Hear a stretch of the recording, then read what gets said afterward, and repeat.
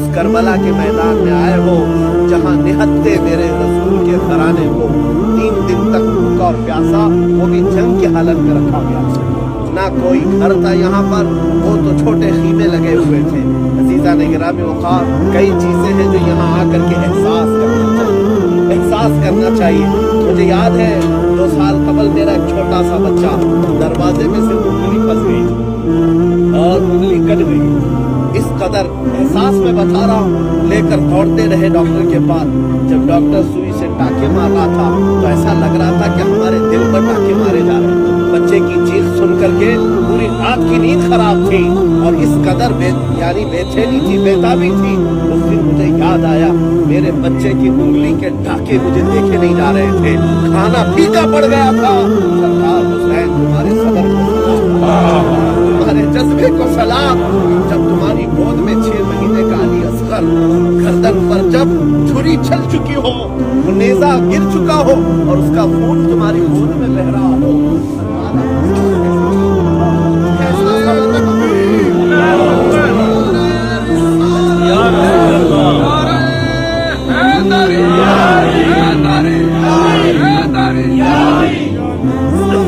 کوئی نہیں پہنچ سکتا۔ میرے عزیزوں، آپ اپنے گھر والوں کو لے کر سفر کر رہے ہوں گے اور فیملی لے کر کے آئے ہوں گے، اپنی فیملی کے ساتھ سفر کرنے والے اندازہ کرو تمہارے اوپر کتنا بوجھ رہتا ہے۔ اگر تمہاری بیوی ساتھ میں ہے، بہن ساتھ میں ہے، ماں ساتھ میں ہے یا بچے ساتھ میں ہے، بار بار تم جھانک کر کے دیکھتے رہتے ہو بیوی کو کیا چاہیے، ماں کو کیا چاہیے، بچے کو کیا چاہیے۔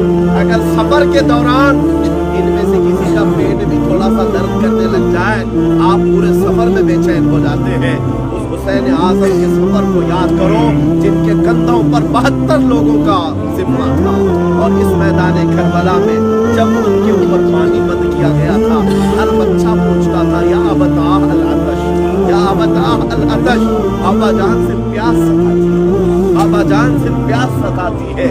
باپ کو جب بچے پوچھ رہے ہو پیاس کی شدت کی تکلیف کا، باپ جب دینا مارا ہو، کیسا احساس ہے، کیسا احساس ہے۔ تم اپنے بچوں کو کھلونا نہیں دلا پاتے تو بار بار بے چینی ہوتی ہے۔ تو مولا حسین اپنے بچوں کے حلق میں کانٹے چبھتے ہوئے دیکھ رہے تھے اور ایک طرف دریائے فرات کو بہتا بھی دیکھ رہے تھے۔ سرکار امام حسین کی یہ بے چینی دیکھی نہیں گئی، تب اس عباس علمبردار نے یہ طے کر لیا کہ میں جاؤں گا ان کافروں کے درگاہ میں سے اور پانی لے کر کے آؤں گا، لیکن میرے گھر والوں کی پیاس کی شدت اور امام حسین کی بے قراری نہ دیکھ کر کے مشکے سا اٹھائے اور دریائے فرات پر پہنچ بھی گئے، پانی بھر بھی لیا اور واپس تشریف لا رہے تھے۔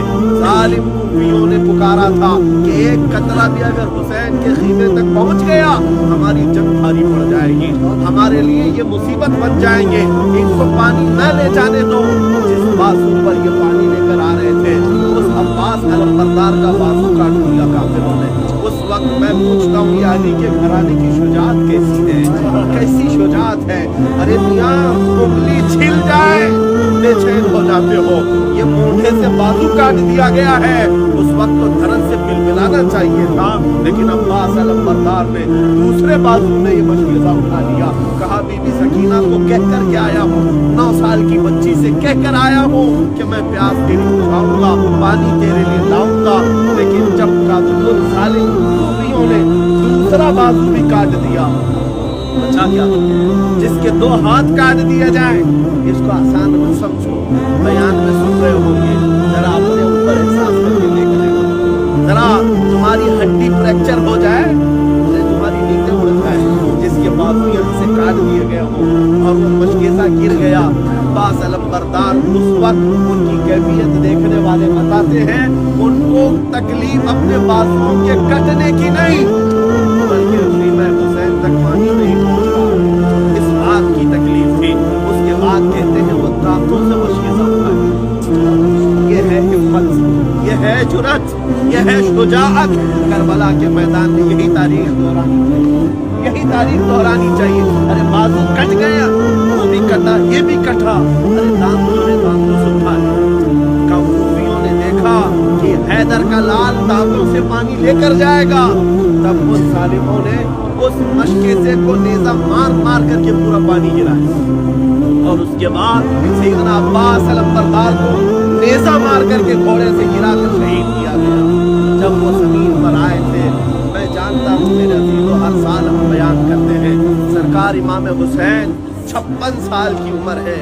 اس 56 سال کی عمر میں انہوں نے ایک دو نہیں 72 لاشیں اٹھائی ہیں، 72 لاشیں اٹھائی ہیں۔